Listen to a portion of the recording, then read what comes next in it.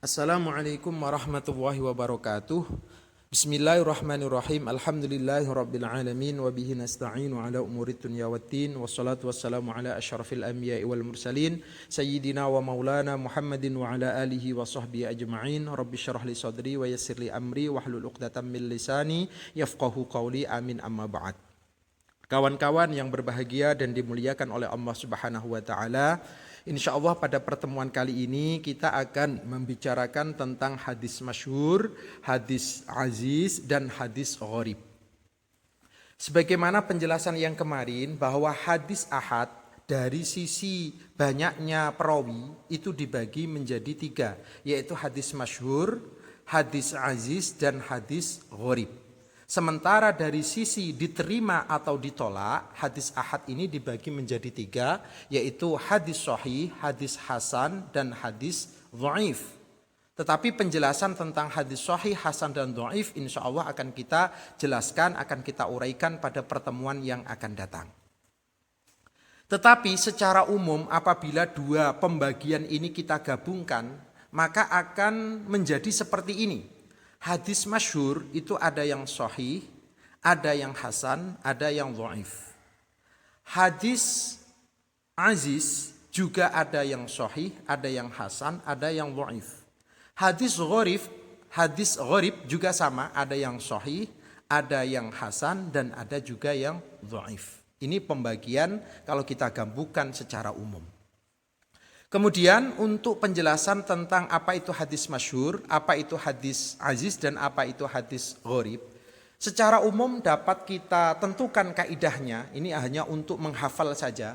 Hadis masyhur adalah hadis yang diriwayatkan 3 orang perawi atau lebih tetapi tidak sampai derajat mutawatir. Hadis aziz adalah hadis yang diriwayatkan oleh 2 orang perawi. Hadis gharib adalah hadis yang diriwayatkan oleh 1 orang perawi. Oke, kita akan menjelaskan lebih dalam tentang apa itu masyhur, apa itu aziz, dan apa itu gharib. Yang pertama adalah masyhur, hadis masyhur. Ta'rifuhu, definisi hadis masyhur. Apa itu definisi hadis masyhur? Yaitu ma rawahu thalathatun fa aktsaru fi kulli tabaqatin. Yaitu setiap hadis yang diriwayatkan oleh 3 orang atau lebih dalam setiap tobakohnya. Nah, kemarin sudah kita singgung sedikit tentang tobakoh. Tobakoh itu adalah periode masa atau lapisan di dalam sanad. Jadi ada tobakotus sahabah, ada tobakotus tabi'in, ada tobakotus tabi'it tabi'in. Ini hanya untuk mempermudah saja. Jadi saya bagi menjadi 3. Ada tobakotus sahabah, ada tobakotus tabi'in, ada tobakotus tabi'it tabi'in. Jadi di dalam hadis masyhur ini, dalam setiap tobakohnya tidak boleh kurang dari 3 perawi. Malam yablu haddat tawaturi, tetapi tidak sampai derajat hadis mutawatir. Ingat pada pelajaran yang sebelumnya, hadis mutawatir adalah hadis yang perawinya paling sedikit adalah 10 orang. Itu hadis mutawatir. Dengan demikian hadis masyhur ini antara 3 hingga 10. Maksudnya adalah perawinya ini 3, 4, 5, 6, 7, 8, 9. Kalau 10 sudah masuk kategori mutawatir. Itu hadis masyhur. Dalam contoh yang sudah saya share, itu gambar saya ambil dari kitab Imdadul Mughith Bitashili Ulumil Hadis karangan Dr. Luqman Al-Hakim Al-Indonesia. Ada satu hadis yang berbunyi anna Rasulullah sallallahu alaihi wasallam qanata syahran ba'da ruku'i yad'u ala ri'lin wa dhakwan. Ini adalah contoh hadis masyhur. Hadis ini bisa dilihat pada tobaqoh yang pertama, tobaqotus sahabat, diriwayatkan setelah diadakan penelitian oleh pakar hadis. Ternyata sahabat yang meriwayatkan ini ada 3 orang, yaitu Khufaf, Anas, dan Ibnu Abbas. Kemudian tobaqoh berikutnya ada Anas bin Sirin, Abu Mujlis, Qatadah, Asim, Ishaq bin Abdillah. Tobaqoh berikutnya ada Hisham At-Tustuwai, ada Syu'bah bin Al-Hajjaj, ada Sa'id bin Abi Arubah. Tobaqoh berikutnya ada Abu Dawud, Syadhan, Aswad bin Amir, Abu Sa'id, ada Amru bin Marzuq. Oke, jika kita lihat, maka dalam setiap tobaqohnya ini tidak kurang dari 3 orang perawi. Dalam setiap tobaqotnya ini tidak kurang dari 3 perawi. Bisa dilihat pada Tabaqatus Sahabah ada Khufaf, Anas, Ibnu Abbas, ini 3. Tabaqah berikutnya bisa lebih. Oke, itu yang disebut dengan hadis apa? Hadis masyhur. Kemudian ada pertanyaan. Bagaimana misalkan dalam Tabaqatus Sahabah sahabatnya yang meriwayatkan cuma 3. Tapi pada Tabaqah berikutnya ternyata yang meriwayatkan dari sahabat ini banyak sekali hingga mencapai derajat mutawatir. Misalkan pada Tabaqah tabi'in ini hingga mencapai setelah ada penelitian perawinya bisa sampai 12, 13, 14 dan seterusnya. Apakah yang demikian itu masih disebut sebagai hadis masyhur? Jawabnya betul, masih dianggap sebagai hadis masyhur. Karena hadis masyhur adalah hadis yang pernah diriwayatkan oleh 3 orang atau lebih tetapi tidak sampai derajat mutawatir. Walaupun pada Tabaqah yang lain sampai derajat mutawatir tapi pernah ada 3 perawi atau lebih tetapi tidak sampai derajat mutawatir. Itu gambaran tentang apa itu hadis masyhur. Kemudian dari sisi pembagian hadis masyhur ini sebenarnya kalau dianggap penting, yang penting tidak ya tidak. Hadis masyhur ini dibagi menjadi 2. Satu masyhurun indal muhadditsin, yaitu masyhur menurut ulama-ulama hadis. Artinya masyhur sesuai dengan definisi atau penjelasan-penjelasan yang telah disampaikan tentang hadis masyhur. Sesuai dengan definisi hadis masyhur, itu masyhur indal muhadditsin.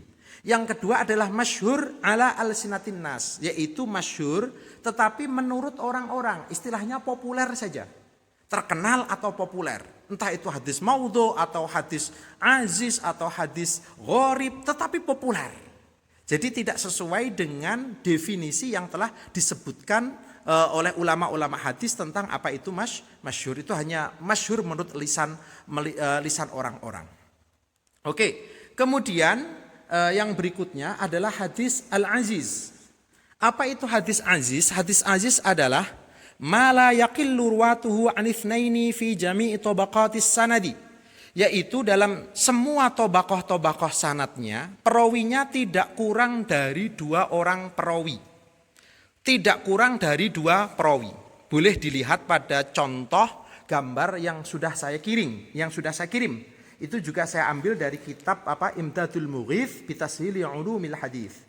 Pada contoh yang telah saya share, ada contoh hadis la yu'minu ahadukum hatta akuna ahabba ilaihi min walidihi wa waladihi.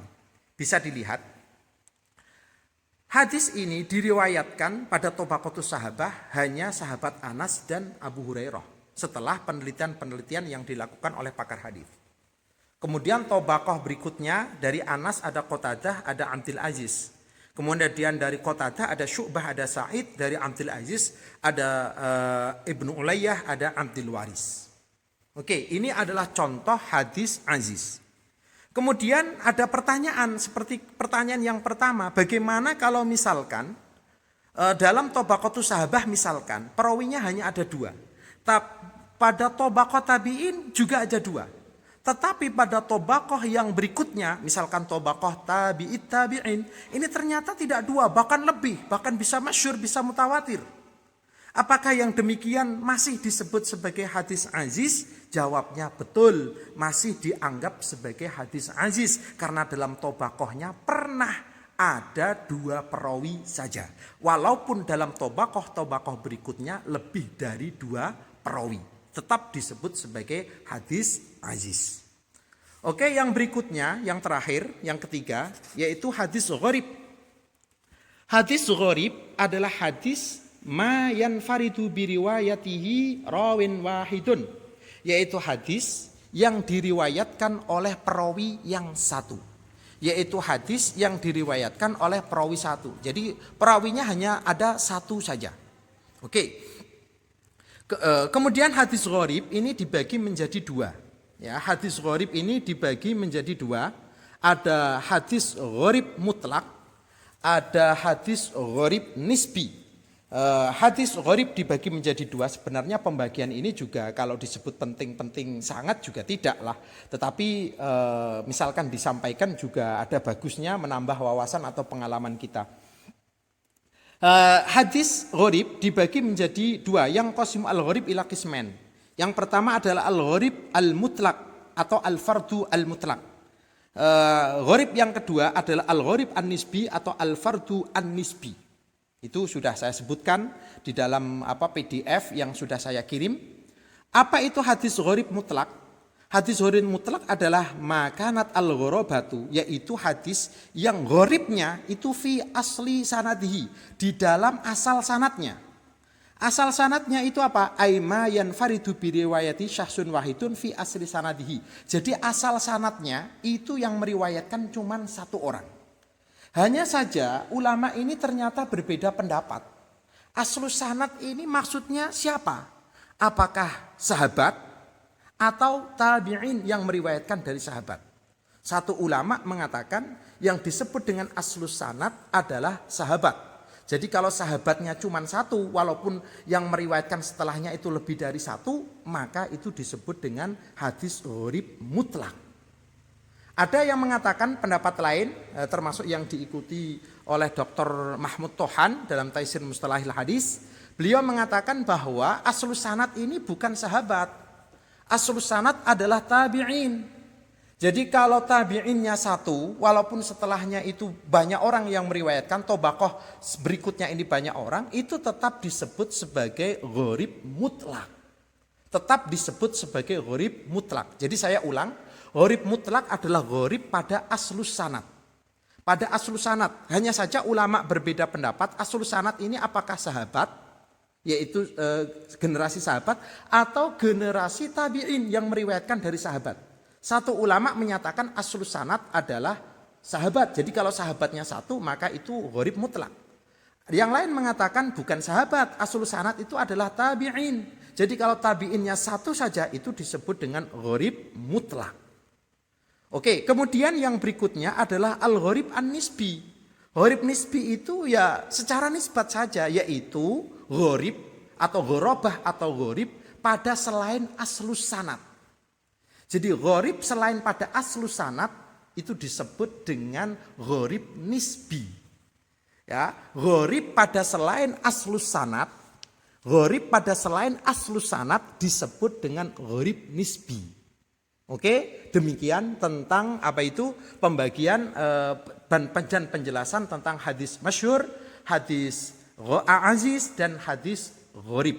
Dan saya ulang kembali lagi bahwa kalau kita gabungkan antara pembagian masyhur, aziz dan gharib, kemudian kita gabung dengan pembagian sahih, hasan dan dhaif, maka hadis masyhur ada yang sahih, ada yang hasan dan ada yang dhaif. Hadis aziz pun sama, ada yang sahih, ada yang hasan, ada yang dhaif. Hadis gharib pun juga sama, ada yang sahih, ada yang hasan dan juga ada yang dhaif. Walaupun kebanyakan biasanya kalau hadis gharib itu banyak yang dhaif.